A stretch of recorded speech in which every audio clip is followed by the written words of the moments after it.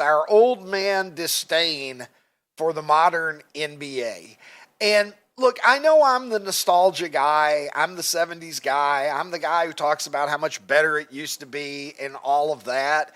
And oftentimes, yeah, I really do believe that in a lot of ways, particularly the culture around sports.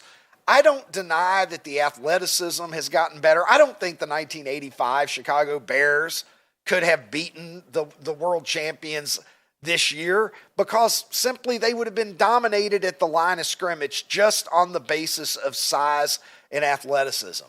You have to judge everyone in their own era. Rocky Marciano was a better fighter than Tyson Fury, but Tyson Fury's too much fucking bigger than him. He would beat him if they fought cross era, but that's not how it works. I try to look at and appreciate things for the era that they are. And so when I look at the modern era, I do marvel at the athleticism. I don't think the players in the NBA have ever been more athletic. I do think that teams from the 80s and 90s would have a chance to compete. If we brought back the 86 Celtics, they would find a fucking way to compete with the Oklahoma City Thunder. I do believe that. Michael Jordan, Scottie, Rodman, I'll still take my chances with them against the Splash Brothers or anybody else. But I do acknowledge that first man to last man on the bench, the athleticism in the NBA is better than it's ever been. But my complaint is the three-point shots and the fact that apparently the rules don't matter anymore. And many of us older guys have taken notice, and we can add Hall of Famer Rick Barry to the list of people who finds the modern NBA to be a bit of a joke. Let's go to the words of the legend here as he talks about his experiences viewing NBA games and exactly why he thinks the league has become something less than it used to be. Well, because you need to get the officials to call it by the rule book. Okay. Stop the traveling, stop the carrying the ball, stop the moving screens, call the damn game according to the rule book because players will adjust. If you're going to allow them to get away with it, hell, of course I'll keep doing it. Call the game according to the rule book. It's such an advantage to let a guy carry the basketball or take an extra step. That's ridiculous. You know, or a guy to move on offense. I mean, what are you giving all this advantage to guys for? They're breaking the rules. Call the game according to the rule book. I charted a game a few years ago, Chicago, Atlanta. 59 moving screens weren't called. 59. That's insane.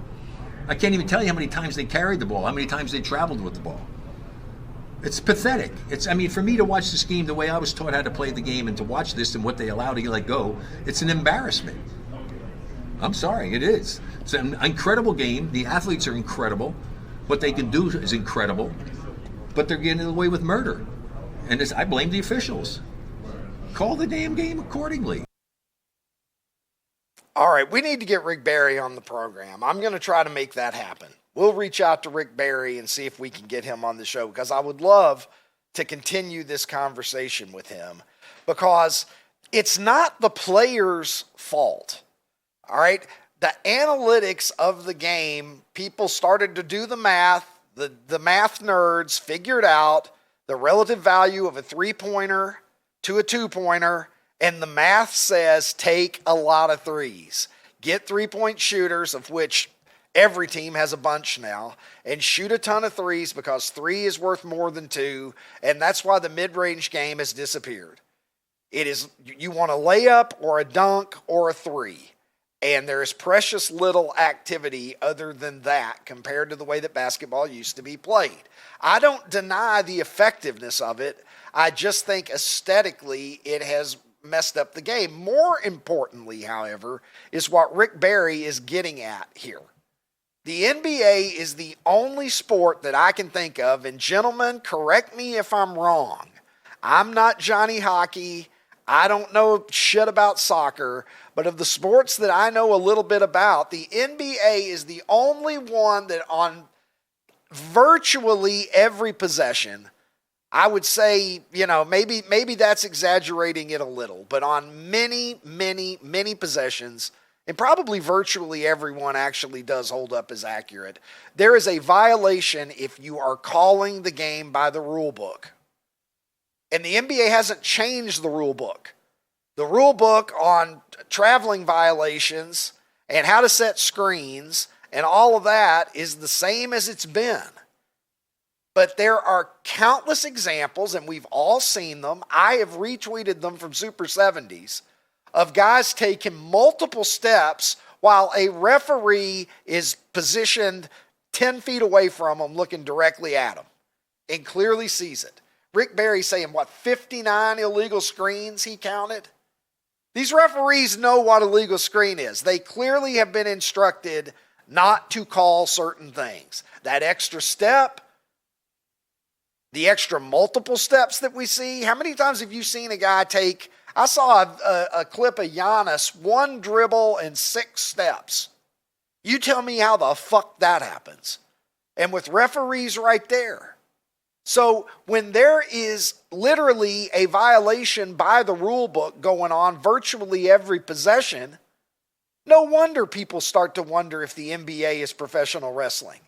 Because it's completely arbitrary and at the discretion of the official whether they're going to call it or not at any given time. And it makes a mockery of legitimate competition. How can you not care about the rules? Or if you don't care, they need to change the rules and say, okay, you can have an extra step now. We're just going to legalize the extra step that everybody's been taking, and that's the rule now. But if they did that, they probably know pretty soon there'd be another step, and everybody eventually is going to be running around like fucking Walter Payton with the basketball, and dribbling is practically going to be optional.